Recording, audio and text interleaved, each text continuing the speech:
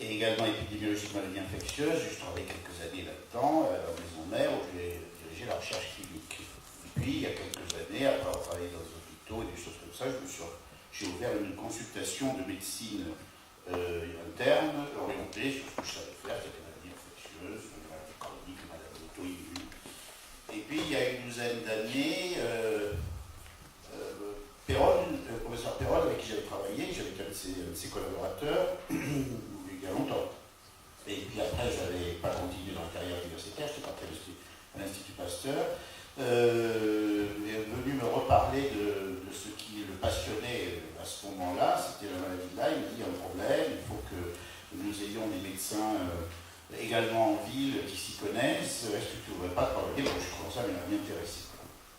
Et donc l'histoire est partie de là, et donc j'ai fait partie de plusieurs groupes de recherche, enfin qui s'intéressaient de groupes d'intérêt comme Chronimètre, Chronigroup, des gens comme ça, et puis après j'ai fait mon chemin également tout seul, dont je vous parlerai tout à l'heure. Alors la première partie, effectivement, c'est on va reprendre quelques notions de la maladie de Lyme. Je ne vais pas tout reprendre, hein, parce que ce serait très long. Il faut laisser après du temps pour les questions, mais je vais prendre des points qui me paraissent les plus importants. Quelques notions dites, on pourrait dire nouvelles, c'est-à-dire qu'il y a une augmentation du nombre de tiques. Sans doute par des modifications climatiques, des modifications du biotope. Je ne suis pas assez calé là-dedans, mais on pense que le contact avec les humains est beaucoup plus fréquent, on est frappé de voir donc les gens qui sont piqués par les tiques. Et ceux qui ont un petit peu la mémoire, je sais quand même que ça a probablement augmenté. Et puis deuxièmement, elles sont plus souvent infectées qu'avant. On arrive à trouver des zones avec 60% de tiques qui sont infectées par Borrelia, alors qu'avant, c'était quelque chose de beaucoup plus... c'était moins. Et dans les mêmes réseaux de surveillance sentinelle, en 2006, avec les mêmes systèmes de surveillance, qui sont toujours un peu défaillants, c'est des déclarations spontanées, c'était 15%. Il y avait aussi une autre notion, c'est que la zone géographique doit augmenter. Moi, je me souviens quand j'étais interne en médecine infectieuse, on nous a appris la borréliose. Et on nous a dit, la maladie de Lyme, c'est le Jura, l'Alsace, la Lorraine, et puis après, non, il n'y en a pas. Et c'est très important, parce qu'une grande partie des médecins qui ont été formés restent sur ces notions. C'est une maladie plutôt rare et limitée géographique. Et ça a empêché des diagnostics jusqu'encore récemment, puisque quand on se présentait soit de Bretagne, soit d'Aquitaine, soit de certaines régions, c'est pas ça. Vous n'êtes pas de l'Est de la France, c'est certainement pas ça. Donc, et ensuite, l'autre notion qu'on a, c'est qu'il y a plusieurs pathogènes et que, effectivement, la maladie de Lyme, c'est une borréliose, mais qu'une tique ou un autre insecte piqueur peut transporter d'autres bactéries. Ça, c'est la biologie moléculaire qui a permis de le déterminer. Et je pense que c'est important parce que ce qu'on appelle les co-infections, ce sont à la fois des infections qui se dévoilent parce que le système immunitaire est fatigué, et des infections anciennes ressortent. Ou alors, quelquefois, plus rarement, mais ça peut exister, il y a une transmission directe en même temps. Dans les tiques multi-infectées, les transmissions également transovariennes, c'est-à-dire que l'on a vu qu'il peut y avoir, pas uniquement par l'intestin de la bactérie, de l'insecte, mais également quelquefois dans ces organes reproducteurs, la possibilité de pouvoir transmettre.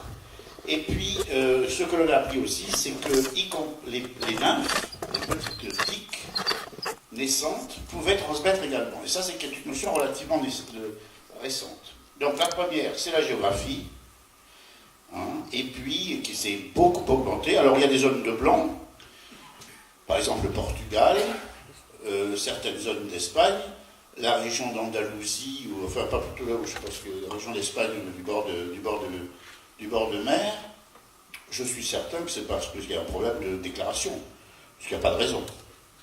Et vous voyez que l'Angleterre, il y a quelques tâches là, du côté des secteurs des lacs et tout ça, là aussi c'est certainement une question de ce mitage de la carte que l'on voit est dû à des questions de transition.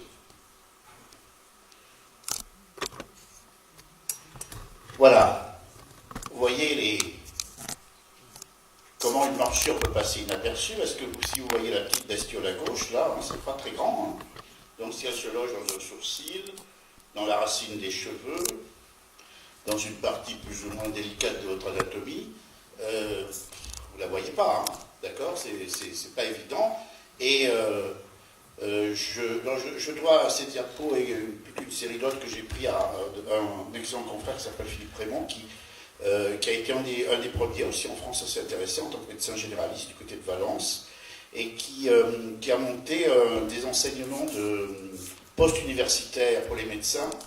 Et il a fait une série pédagogique qui est très bien faite. Donc je lui ai demandé, j'ai son autorisation, je lui ai piqué quelques diapositives.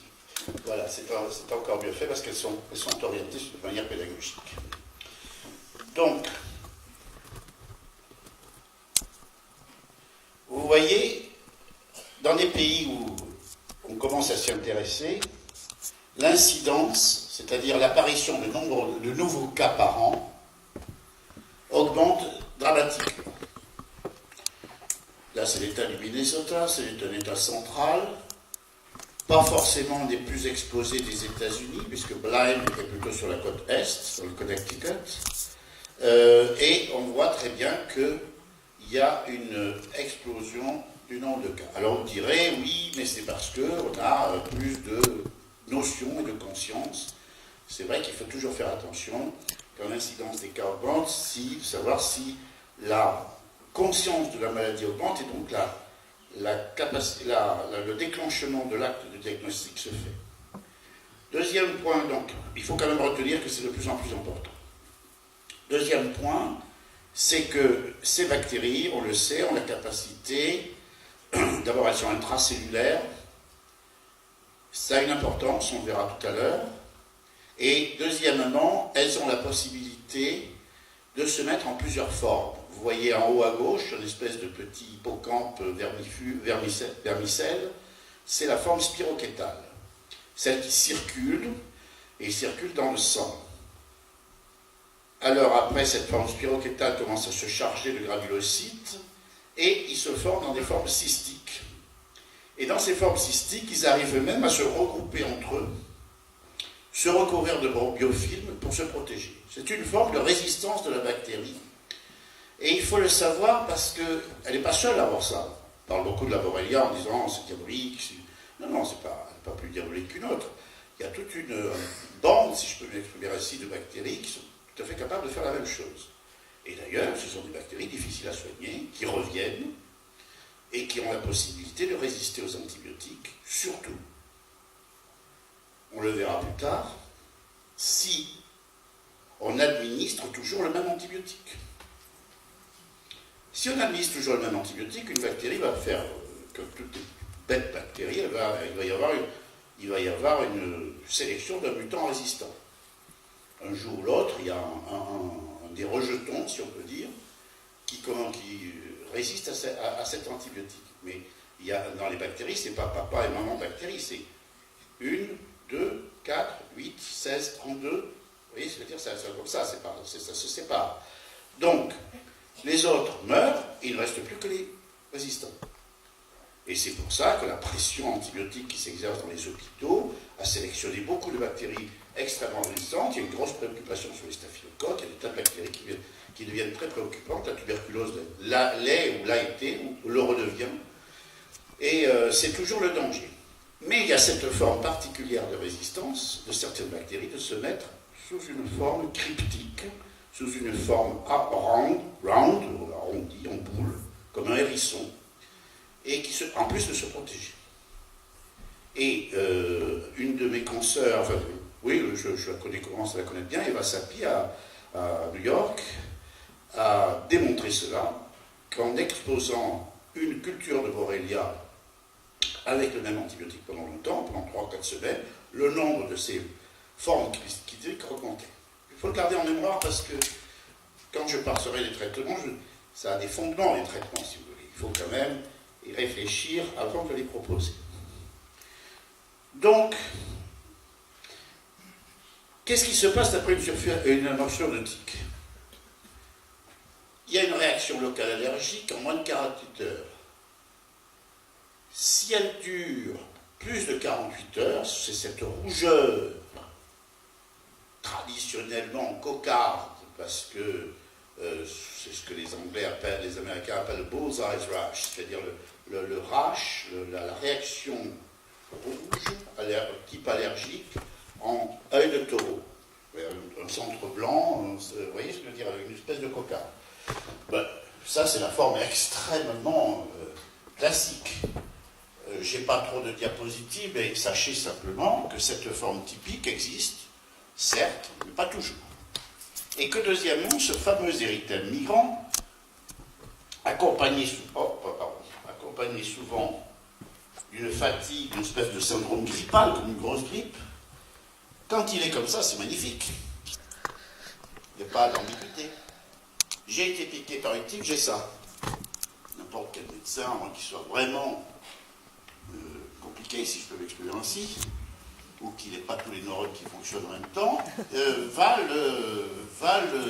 se mettre à traiter. On peut le confondre un moment avec une allergie, mais il devrait savoir que si ça dure plus de 48 heures, c'est pas ça, quoi. Hein, et si ça part pas avec une petite crème corticoïde, bon, quand même, ça s'inquiète pas. Donc, et vous voyez que la cocarde n'existe pas toujours. À droite, c'est pas tellement une cocarde. C'est cocardoïde, comme on peut dire, voilà. Ça, c'est le stade 1. Stade 1, tout le monde est d'accord, il faut traiter, il y a 3 ou 4 molécules qu'il faut donner, il y a des recommandations, 3 semaines d'antibiotiques, soit des amoxicillines, soit des cyclines, mais quand on a moins de 10 ans, on ne donne pas de cycline, soit des macrolides. Bon, et si le syndrome grippal est accompagné directement de signes neurologiques, on peut donner également de la ceftriaxone d'emblée. 3 semaines. C'est le traitement. C'est la règle. Tout le monde dans le monde entier, c'est ça. Donc, voilà. Et après, voilà. Si c'est on est pris à un stade 1, on va y revenir, la plupart des médecins vont vous dire, ben, vous êtes guéri, madame, monsieur, voilà. Rentrez chez vous, soyez tranquille, ça devrait bien se passer. Mais, quelquefois, vous êtes, bon, c'est passé d'aperçu, il n'y avait pas l'érythème migrant, où il y avait une espèce de rougeur, mais vous ne vous souvenez pas que vous avez été piqué par une tique, vous ne l'avez pas vue, elle est petite, vous ne l'avez pas rendu compte, elle était dans un endroit où vous n'avez pas rendu compte, enfin, bon, ça peut arriver, hein. Et vous arrivez à un stade 2 ou 3, c'est-à-dire quelque chose qui ne se guérit pas, ou qui s'oriente vers des signes inflammatoires un peu bizarres, et là, ça peut être extrêmement trompeur.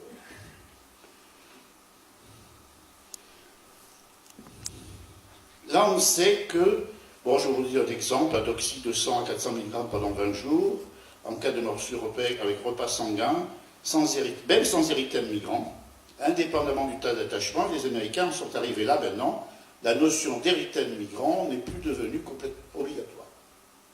Il y a une piqûre, vous n'êtes pas très bien, ces sortes de traitements prophylactiques, surtout dans une zone où on sait qu'il y a beaucoup de tiques infectés, on peut le décider. Pourquoi? Qu'est-ce qui se passe? Vous voyez, 1 minute après qu'elles aient pénétré dans l'organisme, les Borrelia, le spirochète qui est là, qui a été coloré en immunofluorescence, commence à sortir des vaisseaux et faire une pénétration tissulaire. 1 minute après avoir été injecté par la tique. Enfin, il a été dégurgité par la tique. C'est ce qui se passe. La tique, là, c'est l'intestin. Elle pique, elle fait un repas sanguin, et comme elle n'a pas de trou de truc, hop, elle renvoie de l'autre côté. D'accord, ok? Donc, elle régurgite son repas, donc elle gonfle, quand elle a digéré, elle régurgite, et c'est là, et c'est là. Et c'est pour ça qu'est venue la notion, attends, une tique qui n'est pas là depuis longtemps,